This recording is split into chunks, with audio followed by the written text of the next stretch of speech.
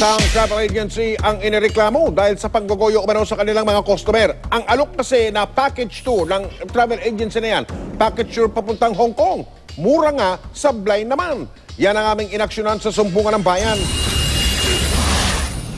Buong akala ni Sandra hindi niya tunay na pangalan, nakatipid siya sa nakuhang package tour papuntang Hong Kong. Ang alok kasi ng travel agency na El Shiva Pantha Marketing Services para sa 3 araw na biyahe, 8,000 piso kada tao lang. Kasama na ang round trip airfare o pasahe sa aeroplano at hotel accommodation. Doon sana namin pinaplan na i-celebrate yung birthday ng mama ko.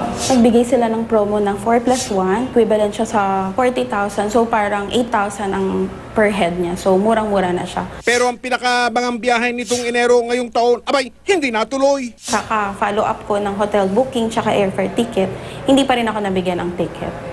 Walang nangyari. Hindi lang biyahe ni Sandra ang naudlot dahil maging ang pangakong biyahe sa iba pa niyang katrabaho, isa-isang napako. Hindi nila mabigyan ng ticket, tapos resked lang ng resked. Hangad na lang ni Sandra na maisoli ang binayad niyang pera, pero hanggang sa huli, paasa lang ang El Shiva, lalo na ang may-ari nitong si Amarilis Sanchez. Hanggang nung mga by the month of January or Feb, totally hindi niya na ako tinext. Sa pagsisiyasat ng Sumbungan ng Bayan, lumalabas na nakarehistro ang El Shiva Pantha Marketing Services sa Department of Trade and Industry o DTI. Pero ayon sa Securities and Exchange Commission o SEC, hindi sukatan ang ganitong klase ng rehistro para maging lehitimo ang operasyon ng isang negosyo.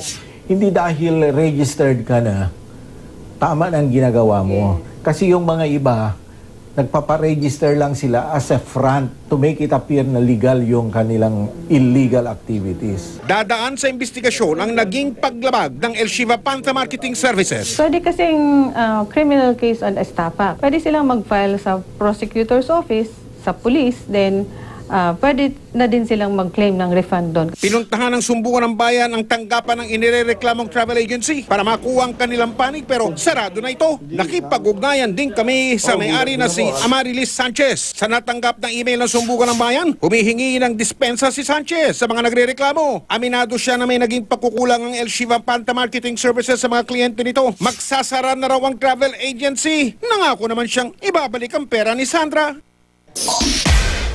Huwag po kayong manahimik. Huwag kayong magdalawang isip kung may alam kayong katiwalian o reklamo. Ipaalam ninyo sa Sumbungan ng Bayan dahil ang inyong sumbong, asahan ninyo mabibigyan ng aksyon. Sa mga tiwali dyan at mga kabataan, saka sa mga mapagsamantala, ito ang tandaan ninyo. Hindi namin kayo tatantanan.